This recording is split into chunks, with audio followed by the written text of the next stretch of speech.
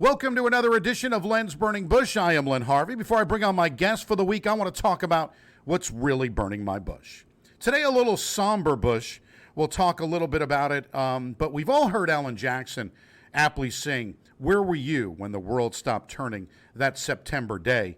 And now we look back 20 years since the terrible event happened, and we're all posting the hashtag never forget, which is very honorable, but I think that we may have. I think we really have forgotten a little bit. It may not have been year one, but somewhere along the way since that day, we have forgotten what brought us together that day. We had forgotten what brought us together and subsequent days after that, right? So I remember a story. So this is 10 years ago on the 10th anniversary with my then 11-year-old son at the time. And we were talking about 9/11 as he was born in 2000.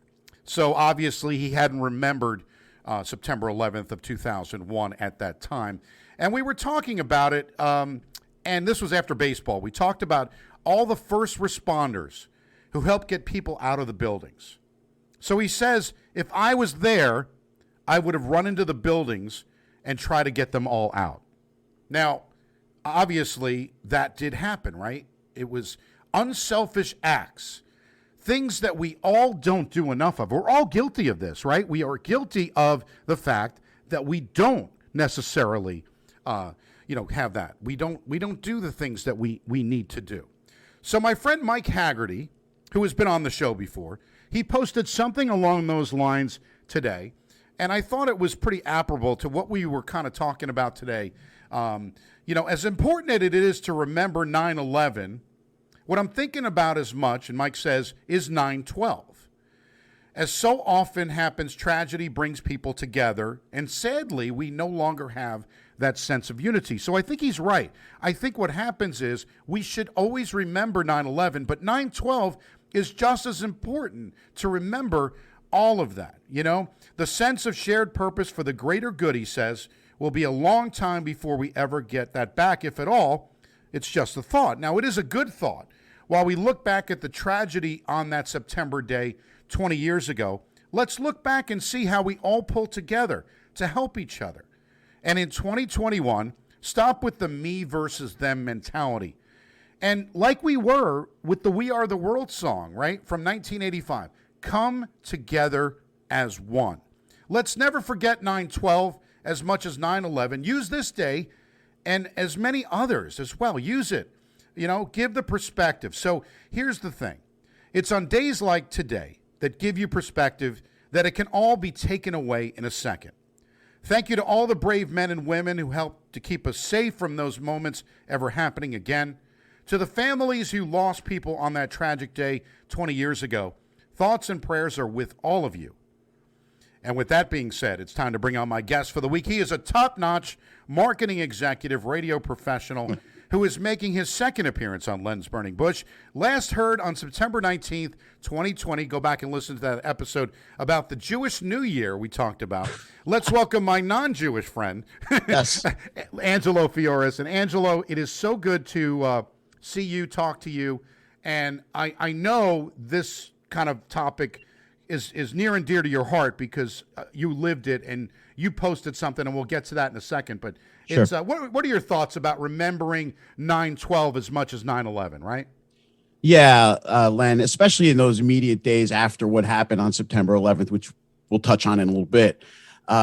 It was one of those things where you just wanted to do something for somebody every day in those immediate days afterwards. I remember going to my car, which I happened to park in front of the firehouse in Jersey City every day. And on 9/12, walking back to my car, and there was a fireman standing out there. I never seen the guy before. And I just looked at him like, hey, man, is there anything at all that I can do? And he's like, nah. And then we just like hugged each other. It was the most, it was surreal, but it was real.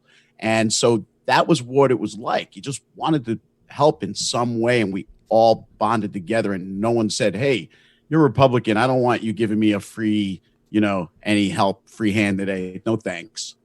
Yeah, that just didn't happen. What has changed? I mean, 9/11, obviously, terrible event. 9/12, we all bound together. I remember there was a couple of events in my lifetime that that I remember, obviously this is one of them, but one of the things that I remember about George Bush, and people say what you want about George Bush, and I'm not getting political here, but there were two moments that I remember from his presidency, just two. And one of which was with the bullhorn on the talking at the towers and stuff like that on the site, right? The second one was later on in November when he does the first pitch. Could he have not? I mean, he threw a strike, right? There were two items that I felt like we were getting back.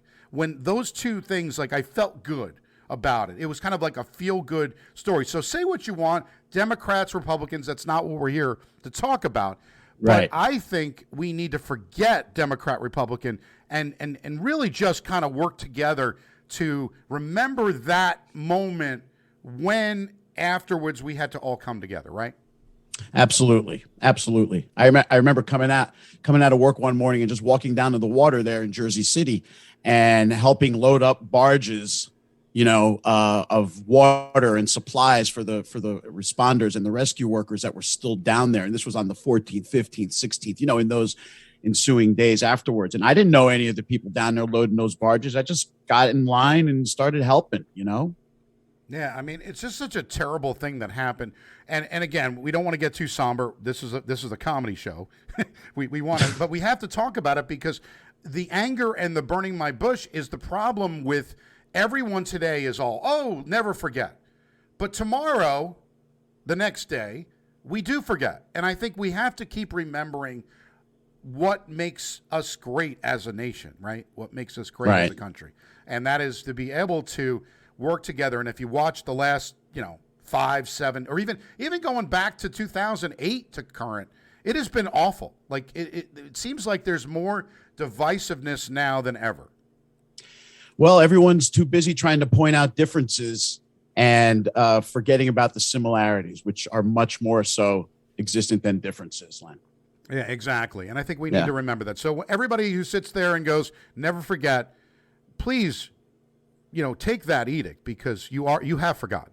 And that's or how about always remember instead? Yeah, always, right? Because I think we pick and choose like, it's kind of like everybody's offended or everybody's outraged, right? We pick let's get behind something. We want to be the first one to, be out there with social media and say, always remember and never forget. But in the same token, the next day we're doing something that we shouldn't be doing, right?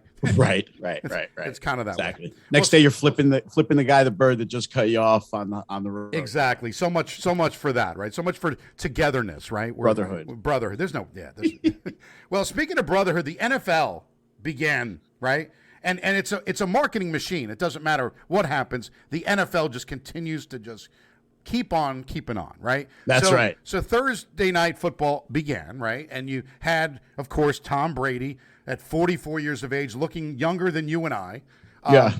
And he gets younger every year, which is kind of amazing. At 44, he's doing things that quite amazing, right?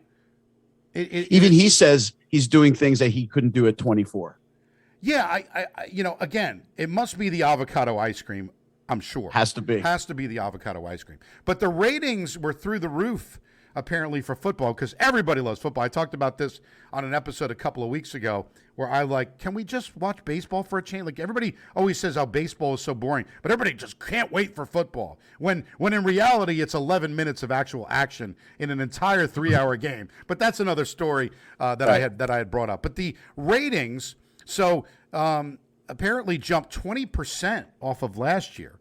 So 21.6 million across all platforms. The best opener since 2015 when 27.4 million people watched. So again, a good start to the season for the NFL. Tom Brady, of course, throws 4 touchdowns and he wins. And it's just kind of interesting how he continues to get better. It's pretty amazing, especially when you consider just not that long ago where once a player hit, a quarterback especially did not play into his late 30s. Johnny Unitas, there's a clip of him at 40 years old stumbling around and not even able to stay on his feet. And Tom Brady is, winning multiple Super Bowls over the age of 40. Yeah, I mean, everything just seems, you got the young guys, Mahomes, and everybody's, it's just amazing, right? And Yeah. yeah, it's kind of interesting how that works. But speaking of football too, I mean, the money is there, right? I mean, they've got so much money. It's like, the brand of the NFL is untouched, right? Billions and billions and billions of dollars. They added another game now. I mean, I don't like the 17 game. I'm the one, get off my lawn. But we had 14 as a kid. Then they moved to 16, and now we're at 17. I don't think the players or anybody wants 17 games. Well, they're going to get 18 soon enough, so they shouldn't get too used to 17. You know that's where this thing is headed. It's just an incremental bump along the way, and it won't take that long, I don't think. Within 5 years, you'll see the 18 game schedule, right? But it is pretty amazing as far as the amount of money that the NFL is able to generate and command from their partners in the media. I mean, they just re-upped the deal, and it was ridiculous amount of dollars. The DirecTV deal is going to be up pretty soon, and Sunday Ticket is going to be in the mix for bidding, and we'll just see how much someone is willing to pony up for that now too. So the rich are going to keep getting richer. You're going to see more and more dollars being thrown around at players, and the owners are going to be, the values of their teams are going to skyrocket. Well, it's fortuitous that you brought that up because my next story was getting right into that. Where I don't know if you saw, but T.J. Watt is now a very rich man. He just signed a big deal, a 4-year extension worth Angelo Fioris money, $112 million. Wow. With a guarantee of $35 million signing bonus, with a $35 million signing bonus and $80 million guaranteed for defensive linemen. That's pretty good. Wow. Or a lineman, it's amazing. Wow. When you consider with that kind of money, you could have bought the entire league in 1970. Oh, I know. I mean, it's just amazing how much money there is. When they say it's not about the money, Angelo, it's about the money, right? Yeah. No one plays the games for free. No, and you can't, right? I mean, you got to get paid, right? It's a dangerous sport. But I look at it. I broadcast high school football games on the weekends, right? On Friday nights, Friday Night Lights. It's the best thing in the world. I love Friday night football. I love it. But it has ruined me for Sunday. And the reason being is because the kids play for the love of playing football, and you don't see as much of the nonsense that goes on a Sunday football game, right, in the NFL. It's just, right. I love it. It's a pure game, but it has really ruined me from watching Sunday football. That's interesting. I think maybe it's a little bit of overkill too, because football is on almost every day now in some form or other on TV. Maybe with the exception of like a Tuesday night, whether it's a big time college game or a pro game scattered throughout the weekday schedule too. Well, you brought up a very good point. Now, I was doing a fantasy football draft, which I got back into. I'm not really, to be honest with you, the fantasy stuff is all. I've been doing it since like 1993. So it gets a little bit much, and I have other things I got to be doing. But I did partake in a draft that was in person, which was kind of nice to actually do a draft in person. And I look up at the TV. It's Monday night. It's Labor Day. And Louisville is playing football on Monday night, Labor Day. What in the world is a college game doing on? College should be on, like high school football should be Friday night. College football should be Saturday night, and the NFL should be Sunday and Monday. Forget this Thursday nonsense and all this other garbage. I mean, every night, it's like it's not special anymore. It used to be special, but a Thursday night game, they're playing just for the sake of money, right? We know that. It's not for the safety of the players because otherwise they wouldn't do it. 6 days or a few days after, they have it. But I don't like seeing. I mean, everybody has a different view on that. Like they see a Tuesday night game, Coastal Carolina's on. I think the gamblers like that, but it's a wagering opportunity. The gamblers, absolutely is what it is. Yeah, because you go to Vegas, and that's what I'm going soon, and we're gonna bet on that Coastal Carolina game. I'm sure you have to because you're just there, right? You have to watch. If you're gonna watch something, you might as well have a little action on it or something. For sure, a reason to watch. Sure. But otherwise, why are you watching Coastal Carolina? And they don't even have like good games on a Wednesday night or whatever it is, Tuesday night, like you talked about. It's just ESPN putting another game on that could be just as Bishop Sycamore versus IMG Academy. You know what I'm saying? It's just like yes, we watch. It's like if you build it, they will come. If you put it on television, it's like people will watch. I don't understand. Well, for us, it's a little different, Len, because our perspective comes from sort of from the other side of the microphone, right? And understanding first and foremost that it's really all about just providing content to give the advertisers the environment they need to project their message to the right audience. That's what it's about today. So It's not really about, hey, let's put on a game. It's all about let's sell some space, grab some eyeballs, and leverage those eyeballs into dollars. So that's the formula now. I'll tell you, you couldn't have teed this up any better. You just keep, it's like the softball throws that you keep doing. And we go from the money to things that should not be redone. And one thing that should have not have been redone is Fantasy Island. I don't know if you've even, I have not watched it, so I can't tell you. But when you have an iconic, the plane boss, the plane, welcome to Fantasy Island, Ricardo Montalban, right? So I don't even know who's hosting, and I'm not even getting into that. And the reason I'm bringing it up is because apparently Melrose Place cast is coming on Fantasy Island. Daphne Zuniga, Jody Bissett, Laura Leighton are bringing Melrose Place to Fantasy Island. It has officially jumped the shark when we're bringing Melrose Place to Fantasy Island. What's the matter? The cast of Happy Days wasn't available? Apparently. Well, unfortunately, we lost the great Aaron Moran. But yes. Right. And, of course, Tom Bosley. And whatever. Tonight on a special Fantasy Island, the Fonz looks for love. Looking for love on Fantasy Island. Welcome. What's that, boss? That is the Fonz. It is just crazy. But Melrose Place coming on Fantasy Island just shows you we have no ideas anymore. We cannot. Everything's a reboot now, right? We're doing the reboots. We cannot. No one seems to come up with original content. I will tell you that some of the reboots are actually not bad because you do like to find out what the character is. But I give Jerry Seinfeld a lot of credit because they've been offering up boatloads of money to redo Seinfeld or reboot it rather.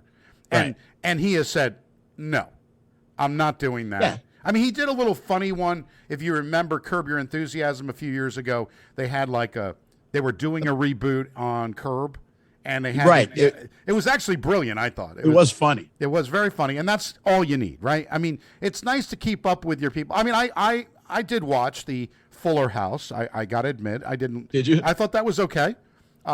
I think that now they got the Punky Brewster one, and they've got there's Punky Brewster is. How's her with the new cast though? I mean, obviously, right? They didn't dig up George Gaines. No, no, they're not digging anybody up. But they just as an adult, right? You're in your 30s or 40s or whatever it is, and you're watching it. It's just kind of, but like Mad About You came back on a reboot. That was you terrible. Look at Paul. That was terrible when it was Mad About You. Then Paul Reiser and Helen Hunt. I mean, I like Paul Reiser on. He was on a show with Michael Douglas just recently. It's on Netflix. I can't think of it. It was with Alan Arkin. It's the Kaminsky Effect. He's brilliant in that. But Mad About You, no. I mean, it was one of those things where it was jumping the shark at the end of the run anyway. Right. And, of course, for those of you that don't know, jumping the shark is basically, I had Tim Tyrell on. He wrote a book about this, but basically jumping the shark is the Fonzie episode where he actually goes and jumps a shark in the water. Right? Do you remember that episode of Happy Days? Yeah, of course, of course. That is, and basically that's just what it is. It's like once everything starts going downhill, they bring a baby on, they bring whatever, Ricky from, they bring on the Partridge Family. There's things that just happen in television shows that just bring it all the way down. Yeah, I think Tim's book was called The Oliver Effect. Yeah, The Oliver Effect. Right? Yeah. Cousin Oliver? Yeah, Cousin Oliver of the Brady Bunch, and that was it. Yeah, he talked about that back in January. So go listen to that episode as well, because that was another good episode, a lot of good content. But yeah, Melrose Place on Fantasy Island, not a good thing. So speaking of reboots, so you and I are close in age, I would imagine. Yeah, we're pretty close. And you watched the original Halloween movie with Jamie Lee Curtis back in 1978. Did you ever? Oh, yeah, of course. Yeah. It's a great movie. I mean, it was Jamie Lee Curtis's first real real role before she went to Trading Places and other movies that was a little bit risque. Let's say. The great Donald Pleasance as well in that movie. He was fantastic in those movies. Agreed. Yes. Well, apparently there is going to be, if you're waiting long enough, there's going to be another movie. It's going to be called Halloween Kills. It's on October 15th with Jamie Lee Curtis, and she's going to be in it. Now, get this. You can watch it if you subscribe to Peacock Premium, right? Peacock Premium, you can watch it for free, but otherwise you got to sign up for Peacock Premium. It is $4.99 a month with ad-supported membership, or $9.99 without ads. Now, I mean, I'm not I want to say I'm pretty frugal, right? I'm not cheap. I'm pretty frugal, right? Right. Why am I spending $9.99 a month for Peacock? What am I actually going to watch on that other than this Halloween movie? There's other hooks. For example, Premier League Soccer is on there. That's NBC's streaming thing. Olympics was available there. You know, you'd really want to watch NBC stuff. To want to watch Peacock and to pay the $8.99 a month or whatever it is. Well, I love as we people say they like to cut the cord, right? Cut the cord. No more cable. No more this. All right, then you pay to play, right? And you're sitting there. You're looking at the amount of money you're actually spending, which winds up being more than you spent before. It's the cord cutting sandwich. If you piled up one on top of the other, all of your streaming services, you're coming close to what you were paying for cable. Exactly. It just is that way that it works out. And it's funny that you brought that up because just last night we had to deal with our free 1-year subscription of Disney was about to expire, which we had gotten when we switched TV services, right? Yeah. And so we were on the phone with them. This happened just last night. It's funny that you brought it up. And they said, well, you can bundle Disney now with Hulu and ESPN Plus, and you can get it from us for $7.99, or you can go get that same bundle externally for like $12.99. And I already had ESPN Plus for like $6 a month, so it was actually kind of a no-brainer to cancel one and sign up the other to get 3 services for one. So that's what we ended up doing. But I still increased my monthly outlay by a couple of bucks either way. So we're all suckers for this in some form or other. And I've got the full cable subscription. It's not like I'm scrimping on any of the channels there either. No, I decided, because what the problem I have with all of these services, okay? Everybody thinks they want to sign up for this, for YouTube TV or, all this other stuff. The problem I have with internet-based programming is that when you have no power or no internet, let's say, if the internet goes down, you have no TV. And I'm still not ready to have that. I want to have either, obviously you can have some rabbit ears, right? We could do the old school, but I can always have that no matter what. Yeah. So I have Dish Network, and I know not as popular as DirecTV. I had DirecTV. It just, the prices just keep going up. So I got Dish Network for 2 years, which I got a nice rate, came with Showtime and whatever. And, like you said, you get the channels and do it. But of course I stream HBO Max, and I've got other stuff that I pay for, like Disney. I got the Hulu. I got screwed. I think it's $13.99 or $12.99 that I pay for that. Yeah, I'm screwed on that. And I think I still pay for CBS because I was watching Blue Bloods. I was streaming it, and I got rid of the ads because I couldn't stand it anymore.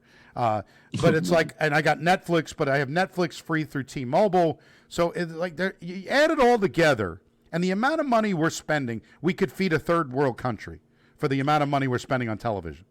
It really is the truth. And it's funny you brought that up because we also have the free Netflix from T-Mobile. And now T-Mobile just gave us Apple TV for free. So now we have that. Yeah, Apple TV, it's like another one. I signed up for it. I had it free for a year. I don't think I ever turned it on. Yeah. Yeah, it's pretty crazy, the massive amounts of things we load ourselves up with and then don't use all that much either. No, that's the thing. It's like that boat that you just bought. The favorite days of a boat owner are the day you buy it and the day you sell it, because you wind up, throwing, might as well, burn $100 bills in the driveway. But the idea, the premise is that you're going to go out and you're going to go out there and just, love it and do it. And you do it a couple of times. It's like kind of like my hot tub. It sits here and nobody gets in it, and I'm sitting there putting chemicals in it, and it's like, is anybody going to get in this damn thing? You know, Right. and that's the kind of thing it is. It's like you think you're going to use something, you get so excited. It's like everybody's dusting off as we speak. They're dusting off their Peloton that they haven't used since January, right? They spent $2,000 on the Peloton, although now, if you act now, you could get it for $14.99, I think. So they're really skimping now on the Peloton. But yeah, is it true though? We all think it's like the gym membership all over again.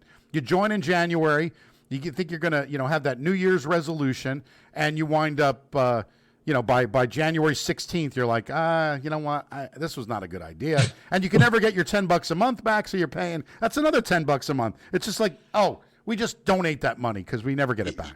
I'm laughing because I was a personal trainer for about 3-4 years, and it was one of our running jokes, which was as January approached, well, the gym's going to get filled up, and then by Valentine's Day, it's going to be back to the same dedicated people again.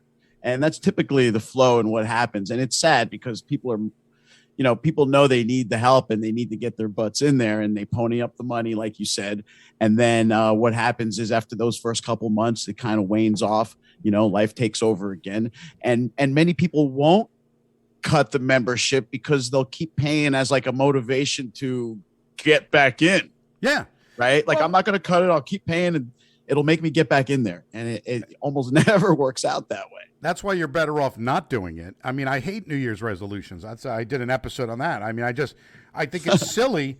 Every year we do this to ourselves. We say we're going to do this. We're going to eat, healthy. Everybody gets on the keto diet and they're going to, do this. And then they wind up. So every person that I've ever known that has gone on these diets loses weight. There's no question that you lose weight. But it's the year later when you see them that they've gained all the weight back.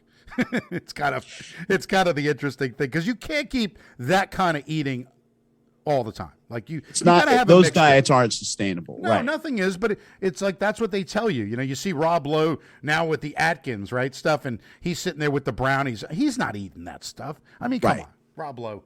He's right.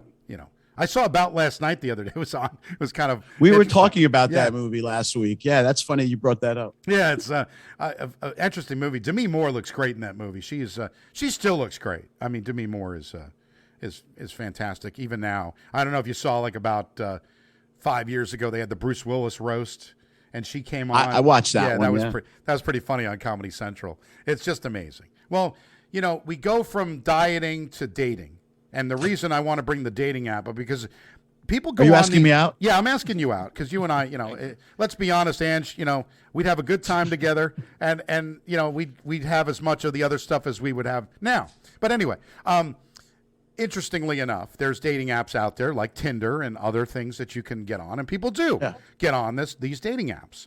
So apparently there is a how famously on the show Friends, they had I was on a break, right?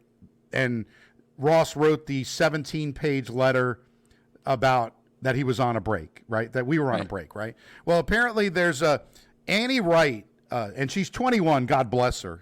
I have T-shirts older than her. But she drafted a 17-page relationship contract after her now boyfriend for only 2 weeks. So she wanted to make sure she had some rules in place, which is interesting to start dating with somebody and have a contract, right? So she outlined all of her expectations about the relationship, which is kind of interesting, right? Which she asked for no silent treatment, to pay for date nights, and not to isolate her from her loved ones. So these are the things that his name is Michael Head. He's 23. He's the datee, right? The person that's dating this woman. I would run. I don't know, Angela. I would run so fast. You read my mind. My exact comment was going to be, I hope he's lacing up his sneakers. Yeah. Because that's out of control, insane. Although those first three things you said she's asking for are not necessarily unreasonable. No. Right? However, I don't need to. You're not slapping a piece of paper under my nose and telling me to sign this and adhere to your rules. See ya. Yeah. Well, the couple met last October on Tinder after Wright had left a toxic relationship, and she was determined to make this relationship work More toxic. Yeah, more toxic. Exactly. She outlined all of it. So, additionally, she asked for a romantic gesture once every 2 weeks and to work out at least 5 times a week. We treat our relationship almost like a business interaction. Oy, Gewalt. But she's a load of fun, huh? Yeah, she's just at 21. She's just now. My son is 21, Wow. and he is dating somebody, and she's wonderful. But I almost think that she's actually better than my son, but I won't tell him No. that. But anyway, it's interesting how a 21-year-old will go on Tinder. Why are you going on Tinder at 21? Anyway. Well, it's a place to get laid. Okay. We can live with that.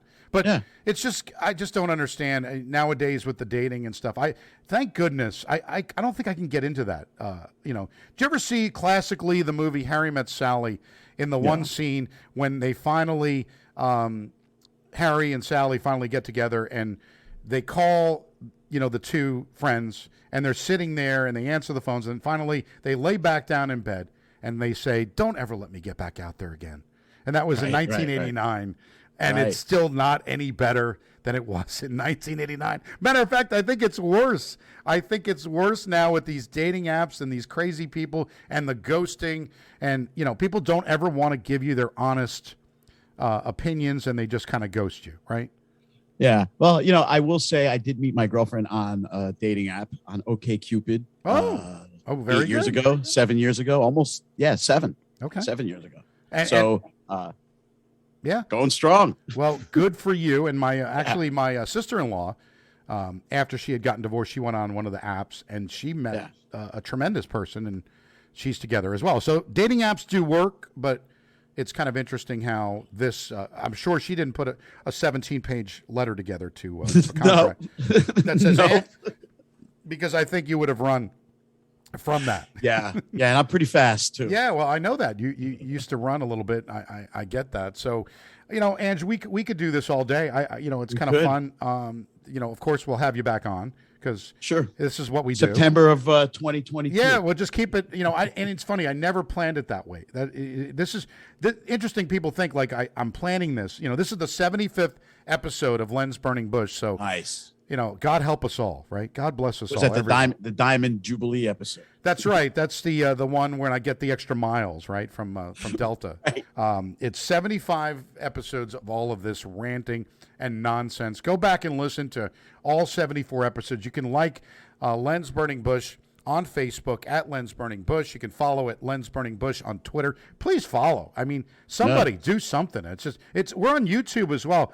I can't even, it's like having a tree falling in the forest and nobody's there to hear it. It's just I get like 10 subscribers to YouTube. So can you please go to Len Harvey, search and find Len's Burning Bush, and there's a lot of episodes on there. You could sit there and listen to it. It's an easy listen, right? If you're listening now on some of the apps that we have, we've got Spotify, iTunes, Google Play, Podbean, iHeartRadio. You can even ask Alexa to play Len's Burning Bush. So please, do us a favor, share it, tell me what you think.